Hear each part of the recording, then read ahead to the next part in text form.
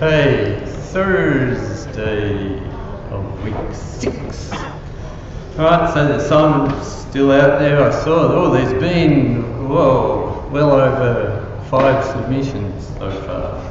But hey, it's not due till next week, weekend after next, so why am I not surprised? Quiz 4, got another quiz next week, which reminds me, a few people have sent me queries about their quiz marks. I did get those queries. I'll get around to them, to looking at them sometime. And a few people have asked for solutions to the quizzes, which I will also sort out sometime. Today is your last chance. If you've had enough of this course and you don't want to pay money to finish it off, get out today. But since you're still here in this year, there's a fair chance that you want to stick it out to the end. Right? And there's this student experience survey thing that people up the hill get excited about you filling out. There it is. Be heard. The SES may be waiting in your inbox, blah, blah, blah. How many people have actually filled this thing out? More than 0. 5 or 6. Yeah. Alright. That's right. I checked this morning just to make sure how CSE was travelling, and this is what I found. So we seem to be a touch above the national average in most categories, except which one? Oh, we're a little bit below there, and a little bit below there. Student support, come on, we don't support you. So your task, should you choose to accept it, is to drive those numbers higher. We want to be well above the national average. Now, I got no idea what the implications of this survey are. Maybe they'll cut our funding if we don't perform well enough, which is really... If you do well enough on them, they're allowed to claim that their students achieved this. Oh, okay. Officially, that's all it does. Right. Good. Pointless, but do it. How long does it take? 5 minutes? Yeah, 5 minutes. Yeah, alright. So they're the kind of questions they're interested in. And they're not asking about this course, they're asking about the whole degree, which is great for you guys because you haven't done the whole degree. The other thing that conflates this a little bit too is you can see, where is it? University of New South Wales, blah, blah, blah, blah, blah. Oh, computing and information systems. So we get bundled in with the information systems people in commerce.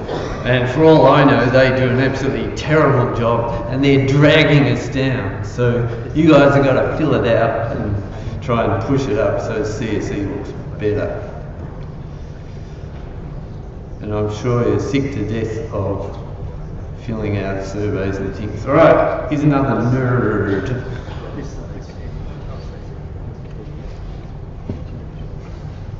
And I've got a slide coming up that talks about the way women were portrayed in the context of 1950s computing.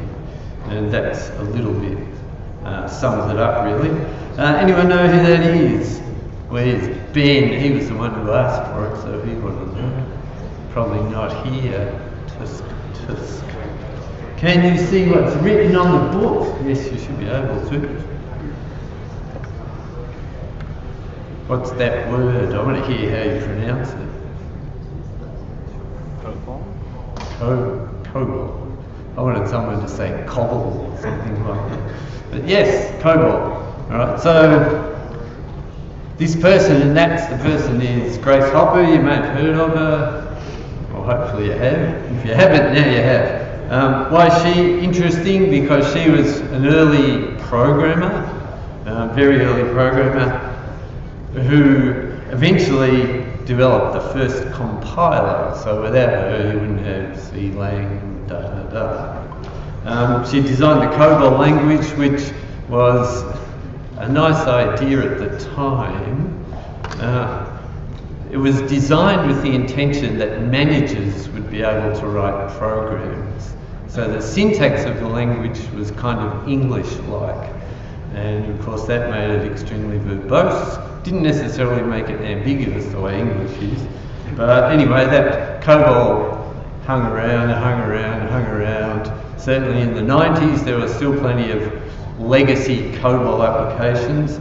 Maybe it's finally being expunged, but I'll bet there are some systems still floating around that run on COBOL. She was promoted to an admiral, so she was in the US Navy, and interestingly, this is something I can think about when I retire in 1971, continue working for another 20 years after you retire. It's an interesting kind of retirement.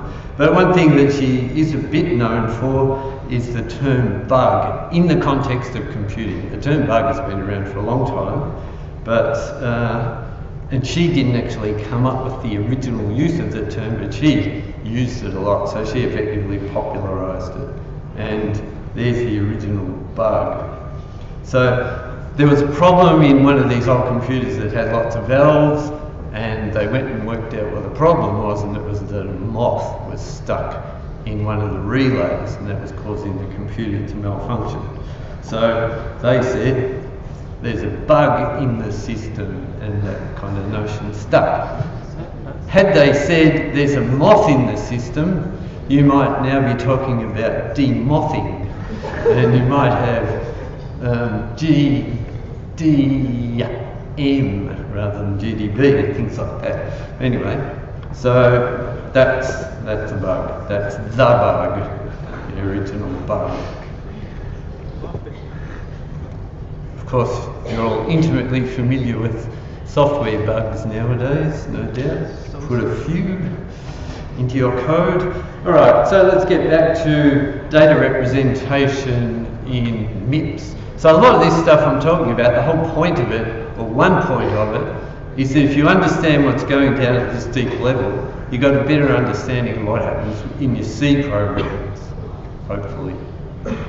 And so when you start thinking about the C programs that you write, you'll understand what's happening here, and you'll be able to say, aha, then maybe that's the reason it's not working. So,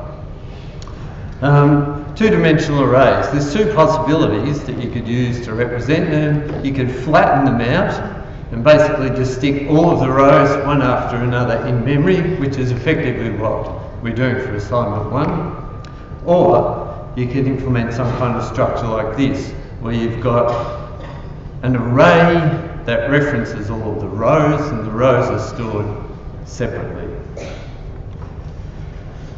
So, two quite different representations for exactly the same thing.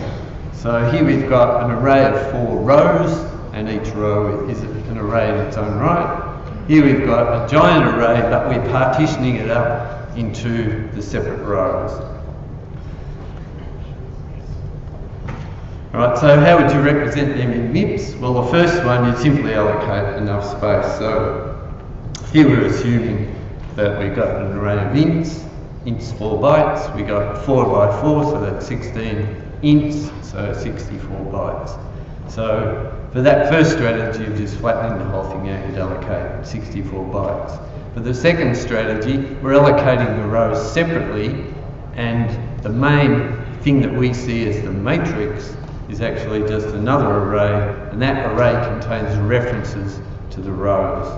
So that's how you could implement that in MIPS. Allocate each row separately, give it a label, and then effectively put the address of the start of the row in the matrix array. Right, so if we wanted to sum all the elements in an array, not a very interesting computation, but you might want to do it. Here's how you can do it. So clearly there are going to be 2 loops. There's 2 nested loops in the C program, so there are nested loops here. So we'll have an outer loop and an inner loop, and we're going to do our register allocation as follows. So S0, the register S0 is going to hold the sum. Register S1 is going to hold a counter for the size of the array. Register S2 and S3 are going to represent the indices I and J. Alright, so we initialize I to 0, and what we want to do, we want to check as soon as I exceeds the size of the array, it means that, as soon as it either exceeds or is equal to the size of the array.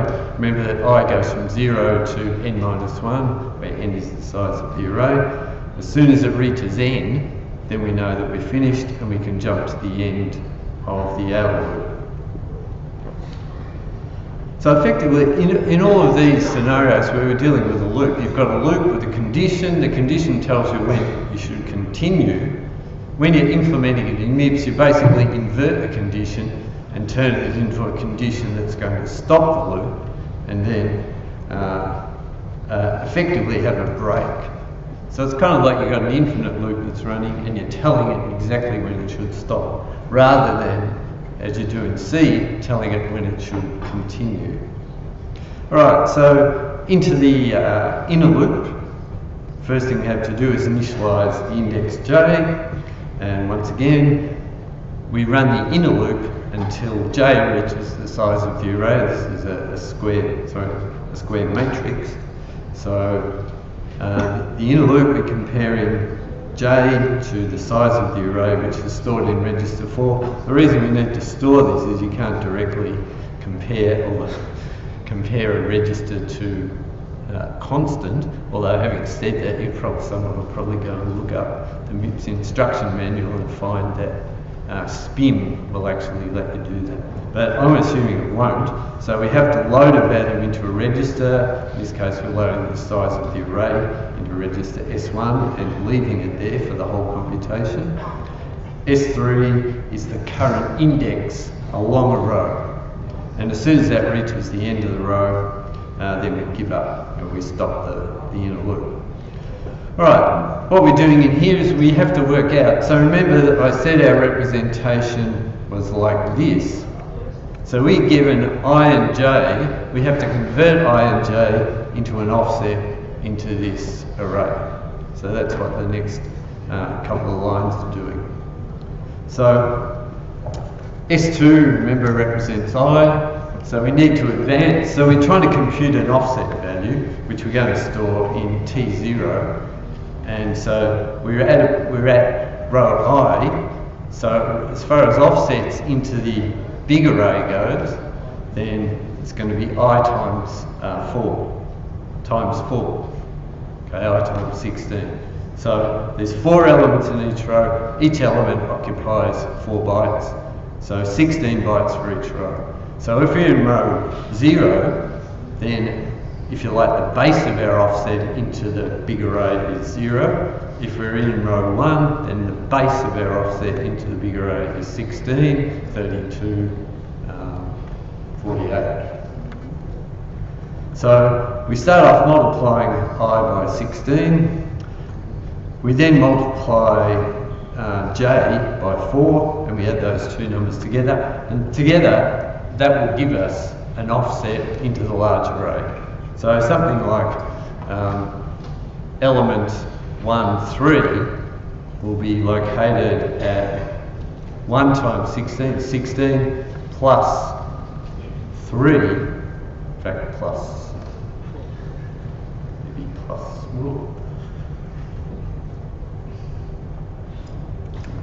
yeah, plus 3, okay, 16 plus 3, so location 19 is where we're going to find that particular element. Yeah, that's right, the index starts from 0, so I don't have to worry about that. So 1, 3 turns into an offset of 19.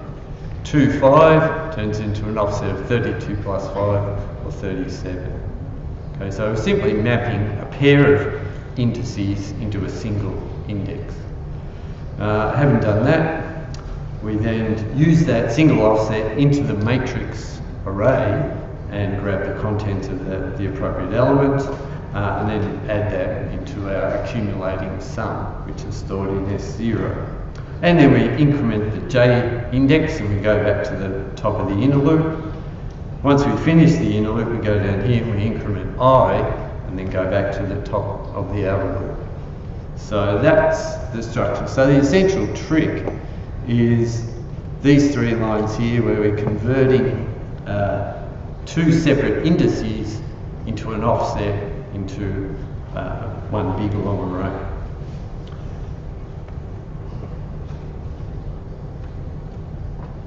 Is that all right? One person's nodding. That's not necessarily a large sample size. Anyway, you're going to work this out over the next week because it's a critical component of the assignment. So if you really didn't get it, you better tell them now. Right, anyway, so the next one is doing exactly the same computation, summing up all the elements in an array, but in a matrix, sorry. But now we assume that the matrix is represented like this. Okay? So we're going to have an outer loop that runs down these elements, and when it looks at each element, what it's going to see is not a value, it's going to see an address that'll take us to the start of a row. And then we're going to use that to, we're going to iterate across that row. Alright, so the overall setup, now remember this is all coming from the same C program, so we've still got a notion of an index I and an index J, a row index I and a column index J. We're still going to have to store the size of the array somewhere. Notice here I've got a square matrix. If I didn't have a square matrix, then I'd need to store both the size of the rows and the number of rows, and they'd be stored in separate registers. So we initialize I to 0. Once again, we check, have we reached the end of the main matrix, the main array, which is the array of pointers to rows. If we have, jump to the end. Otherwise, we're now doing a computation here. We need to convert an index value I into an offset into this array. Now this is an array of pointer values. We know that each pointer is also 4 bytes long, like an int. So once again, to convert an index value in the range 0 to 3 into an offset, we simply multiply by 4. And that gives us a byte offset. So having done that, it's what those two think, oh no, that's all right. I can do j equals 0 there, bit of a strange thing to do, but there you go. So I convert S2, which is I, into an offset into the vertical array, if you like, on that diagram, and then I extract a current element from that array, vertical array. So what that gives me effectively is the address of the first element in row I, which is what that's trying to say. Alright, so, and I also, looking at this, I probably should have put this after that, but the order doesn't matter that much. Anyway, so we initialize j to 0 and we go into the inner loop, check whether we've exceeded the length of the row. If we have, we go to the end of the loop, and then we increment I, go to the next row. But within the row, once again, we've got a calculation where we have to convert an index, in this case j, into an offset. The elements that we're dealing with are integers, so once again we multiply by 4. It's not always going to be the case that we multiply by 4. If we had a multi-dimensional array of characters, then, let's go back here, then that would simply be, so if it was, if imagine that was 4 by 4 array of characters, then that would simply be 16 bytes. Okay. This example down here, you'd still have 4 of these things, and they'd still be pointers. So you'd actually have 16, a total of 16 bytes here, divided into 4 addresses. Each of these, however, would simply be 4 bytes long because the elements are char. Right? So in this case, coming back to here, we still have to multiply the J index by 4 to turn it into an offset in the row, a byte offset within the row. Now, we can't just use that straight away as a way of accessing the appropriate element. What we have to do is compute the address of the element by adding onto T0 the starting address of the row. Okay, so this is like the start address of the row, the byte offset within the row, adds those two together and produces a final offset, which doesn't reference a row or a column. We've already used the row column values to produce that address, and having got that address, we then just dereference using the address. So it's kind of like computing a pointer and then using the pointer value to access the value of the element at ij. And having done that, into T0 we've got the value of the current element, the ijth element. We add that into the somewhere that we're accumulating, and then we increment the index of the row index. And so we're moving along element by element. So there's, to some extent there's a bit of a tension here. We've got these index values which are going from 0 to 3, and we've got offsets into an array that are going 0, 4, 8, 12. Okay. So we have to do a mapping between them. Like I said, if these rows were rows of character values, then we wouldn't need to multiply by 4. We could just directly use the index as an offset. So having finished the inner loop, we then increment I by 1, and we go back to the top of the outer loop, and so on and so on. Okay? So a slightly different strategy. Here you can see that we're kind of computing the offset of the final element in two parts. First we're computing the start address of the row, and then we're getting the index into the row, adding that to the start address, and that produces our final address.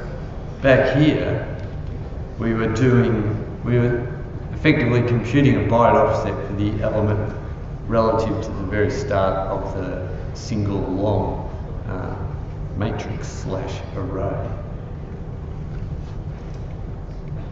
So anyway, two different ways of dealing with multi-dimensional arrays in C.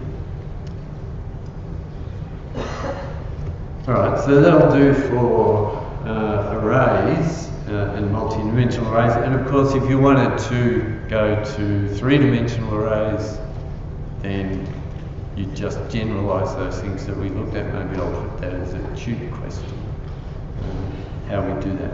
Alright, so structs. Structs are different to arrays. Arrays are simply a sequence of elements that are all the same size, so we can play that trick of just multiplying by the size of the element to get a byte offset. Here, we need to maintain the offsets as being related to these labels, or these names, so the field names. So ultimately what happens is wherever we've got a reference to ID in our C program, that corresponds to an offset of 0 within the struct object. And where we've got a reference to family, that corresponds to a chunk of memory starting at offset 4 from the start of the struct object.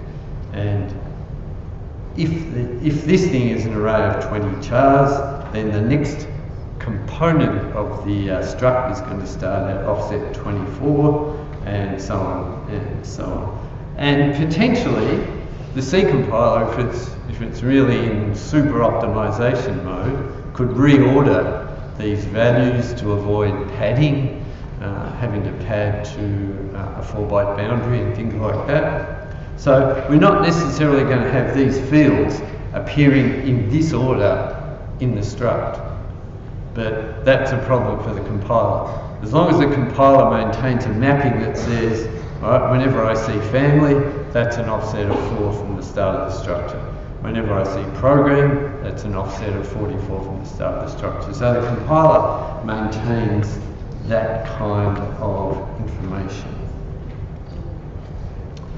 Right, so when you're defining a struct in C, you effectively end up defining a new type. A couple of ways you can do that. As part of the struct definition, if you give a struct tag, then the combination of struct and the tag is effectively the name of a new type. If you really want to, you can use a type def and give it a single word name, like that. If you want to make a struct variable, then you simply have to allocate enough space to hold it.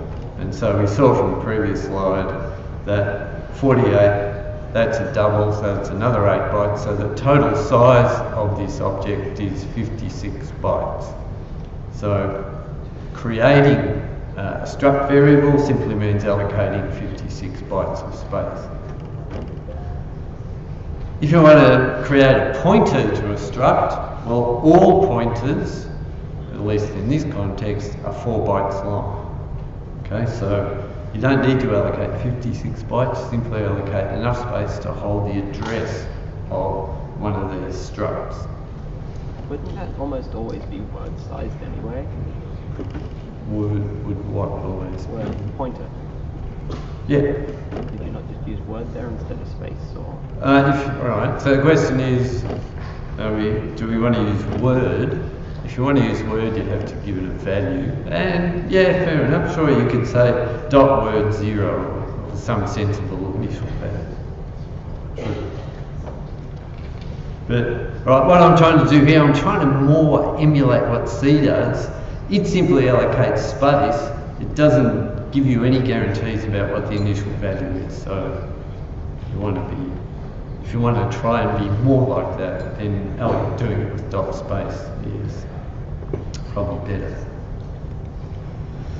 Alright, so if you want to access the components of a structure, so for example, we want to access the ID field of the stu1 structure, then basically what we're going to do, take the stu1 label and add the offset of the ID field to it. So we could do that like this, adding 0 obviously. We could have just written stu1, but I wanted to make the point that it's an offset relative to the start of the stu1 object. So if you remember, if I use a label like this, that ultimately turns into the address that label is associated with. So I take that address, I add 0, and that becomes the memory address where I'm going to store the value that's currently in T0, and that's the value that I put into T0. So ultimately we end up having that effect there. So into the ID field of the stu1 object is stored the value 50123445. If I want to set the program field, then I know, or at least the compiler knows, that the program field starts at offset 44. We can go back and look at that structure diagram here. So to store a value in the program field, I simply go to the start address of the object, add the offset that corresponds to the field, and that becomes my address, and I can store whatever value I just put into T0 into that location. So notice we're doing SW here, so we're storing a 32-bit value into the memory. If I want to use a pointer, then sure, I can get the address of a student object, and in MIPS you do that by saying load address. So we take stu2, remember I said all labels are associated with an address in memory. Load address simply says, alright, here's this label, I know what that address is, I want to load that address into the register, not the contents of that address. So that's setting up a pointer, and then if I want to reference a field of the structure being pointed to, then I'm going to have an offset, but in this case I'm going to use what I've been effectively calling the dereferencing operator in MIPS which takes an address, takes a register, takes the content of that register and treats it as an address. And when you write it like this, it takes that address that we got and then adds 44 to it. So these two lines here are effectively doing that, assigning 3707 to the program field of the object being pointed to by the stu variable, where the stu variable is implemented by register S1.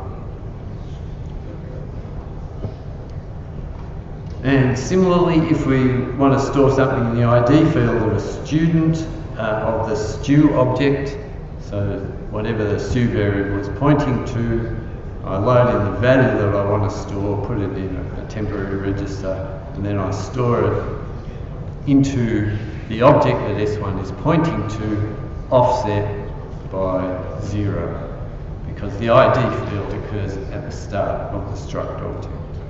So that will do that. Notice that I've carefully avoided dealing with the name fields, because to do them you have to either write a function to effectively do string copy, or if Jashenko was here it would be strl copy. But dealing with copying strings is extremely tedious. You can either do it byte by byte by byte and have load byte, store byte, load byte, store byte, load byte, store byte until you've covered the whole string, or you could do it by writing a function that would effectively copy the string.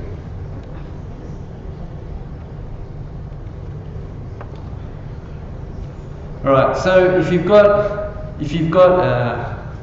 a function, and one of the things that's defined in the function is a struct, like once again I'll keep using this student example. So we've got a student variable defined inside a function. The way to do that is simply to allocate enough space on the stack to hold one of those objects. So initially the stack pointer is pointing to the last thing that was stored on the stack. If I decrement the stack pointer by 56, then I'll allocate a big chunk of memory and I'm moving the stack pointer down to here. So this whole 56 bytes that I've got here can function as a student object.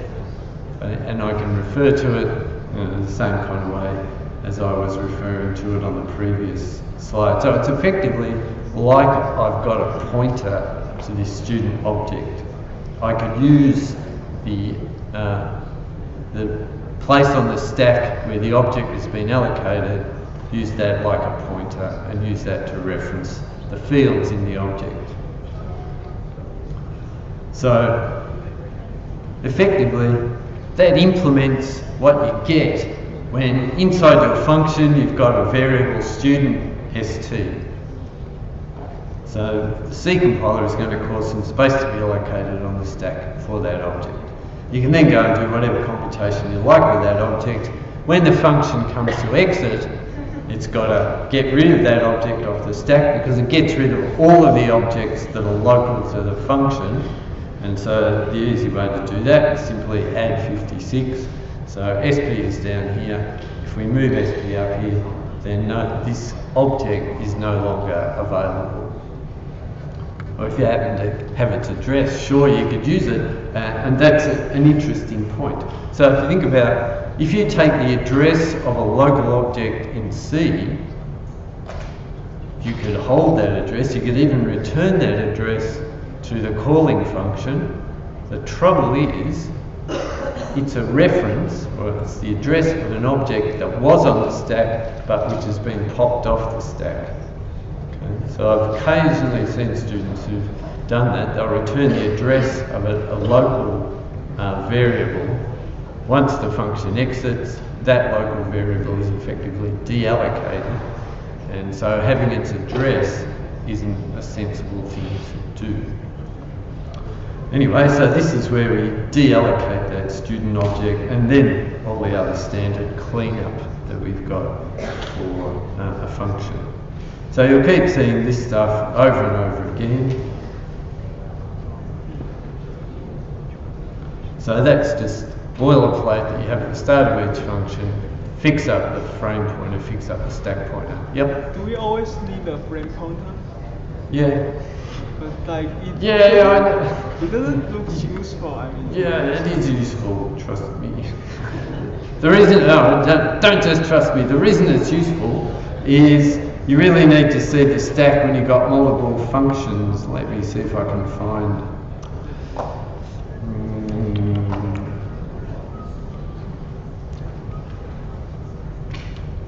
Yeah, to some extent, this kind of shows it. So I'm executing a function, let's call it the green function up here, which is using this part of the stack. Okay, so if the green function calls the red function, then I'm going to allocate a chunk of stuff here. And when the red function finishes, I want to restore the stack to what it looks like here.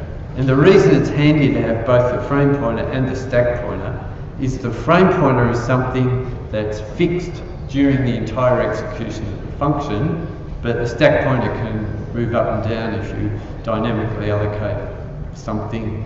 So in C, remember that you can have variables declared inside for loops, for example. They could potentially be allocated onto the stack temporarily and then removed again once the for loop finishes. So with things like that, the stack pointer can move up and down, but while the function's executing, the frame pointer is going to be a fixed reference point that you can use to refer to the objects in the function. You can also use the frame pointer, for that matter, to refer to arguments from the calling function. So remember that I said a lot of the time you can just stick a 32-bit quantity into register A0, A1, A2, and you can pass your argument, pass your parameters that way. If you've got an object that doesn't fit in a register, then potentially like a student record, then you push it onto the stack, and once you enter the function, you can use FP as a reference point to refer to these arguments.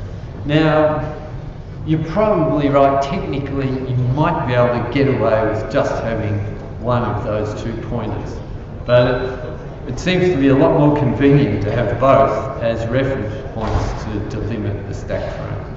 Probably makes the programming simpler. I think it would be a bit messier to implement. No, potentially you could do it. So yeah, what you'd have to do, alright, so the stack pointer would be here. You could push, well, we wouldn't have an old frame pointer, alright, we wouldn't need to push that onto the stack. You could certainly push the return address, you could push these values, and then in the function epilogue, you could pop, pop, pop, pop, and the stack pointer would be back to, maybe. But I think having that fixed reference frame while the function's executing is a useful thing.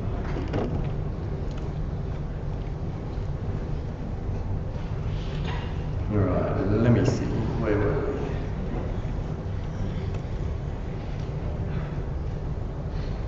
Okay. Alright, now an interesting thing about C can't pass whole arrays as arguments to functions. All you can do with arrays is pass the start address of the array. Alright, that's the way it's implemented. But strangely, you can pass whole structs as arguments to functions. And even stranger, I've always thought, those structs can contain arrays. So you can effectively pass arrays to functions by sticking them inside structs. So anyway, that's just an unusual aspect of the C semantics. So here what we're talking about is how do I pass a struct to a function. Alright, so we're executing inside a function which is going to call another function. So let's say for the sake of argument, the show student function. And we're not going to pass a reference to the stu object, we're actually going to pass in the whole stu object. Right. Now clearly that's not going to fit in one of the A0, A1, A2, A3 registers, because it's 56 bytes. So we have to allocate some space for the argument on the stack, and then we have to effectively make a copy of this object into the new object that we've created on the stack. Okay, so these two things are quite distinct. You've got the object stu, and you've got the object that the function can see, which is a different thing, the parameter for that function. Let's say it happens to be called s. So the object s is a different object to the stu object. They're both the same size, and ultimately they're both going to have exactly the same contents.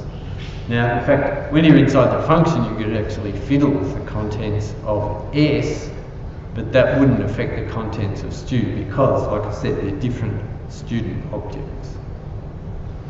Alright, so in any case, so we need to allocate some space for our student object. That'll do that. I say it's pushing the student object onto the stack. Really, it's just allocating space for a student object on the stack. We then have to copy all of the values that are currently in here into this newly created object, and as I kind of alluded to before, that's extremely tedious because we have to go through, you can do it word by word, and copy each of the words from the original stu object into the s object.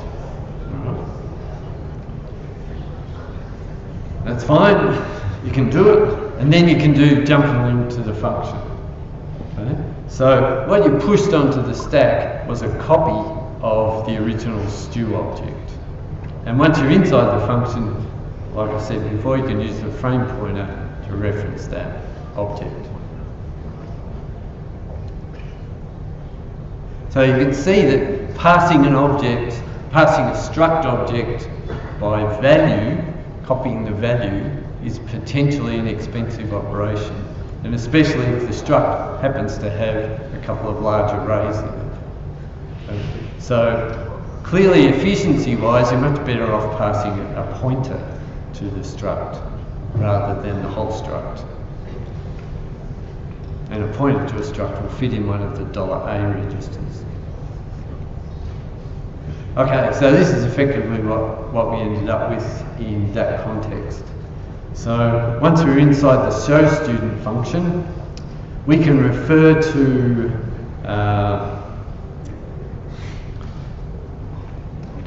okay, so I've called the parameter s. Remember that the name of the student object in the main program is stu. Inside the function, the parameter name is s. So if I want to refer to the ID field of the s object, then we know that the s object is located here because the calling function, the main program, put it there. I can use relative to the frame pointer, I can use an offset of 4. You say, why is it an offset of 4? Because the ID field is at offset 0 inside the structure, but the structure doesn't start here. FP is pointing to the previous value of FP. So I need to look 4 bytes above that. And that's where the object starts. And so in this context, you'd have to refer to the components of the object by adding 4 onto all of the offsets. But this isn't something, well, this is something you need to worry about because you might have to write stuff like this, but the C compiler is going to work all that out for you, so it's not an issue.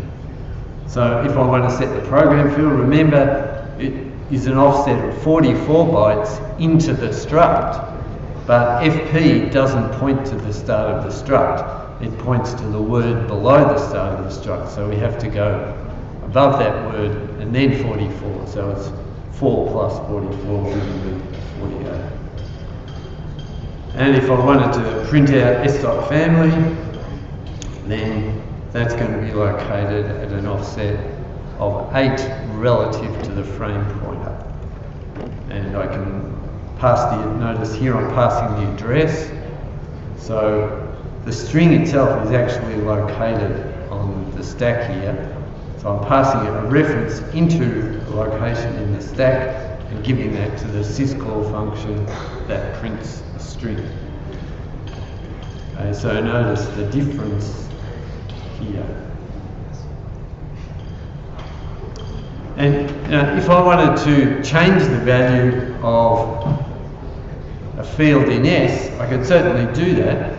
I could, let's say I wanted to make the ID, well that's a bit of a strange thing to do, I wanted to make it -1. I could load -1 into T0, and then I could do store word T0 for $FP. So that would change the value of this word here to be -1. Alright, that's fine. What effect does that have in the main program? Basically nothing. It has no effect on anything in the main program. Because as soon as this function exits, the next thing that the main program is going to do is unwind or pop that object off the stack. So it only pushes it there for the purpose of making the function call. When the function returns, it's really up to the caller to get rid of this object.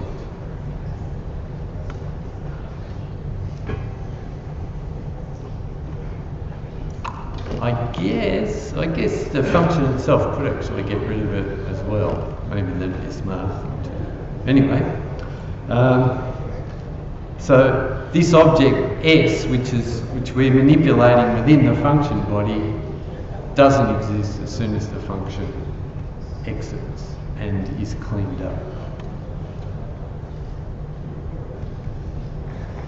Alright, so of course you can pass a whole struct, and you saw from the couple of slides ago that it's a relatively expensive operation. Allocate space on the stack and then copy all of the contents of the struct into the space that you've allocated on the stack. A much simpler thing to do, of course, is to pass the address of the object. So notice we're doing LA, loading the address of this stew object that we've allocated in the data region as the first parameter. So effectively what we're doing is that, and the second parameter. So what this function is supposed to do, change the value of the WAM field in this student object. And so we're passing in the new value of the WAM field. So to set up the function call to do that, we load a pointer to the student object, we load the actual WAM value, and we jump and link to the function. So that's standard setting up the two parameters to the function and making a function call.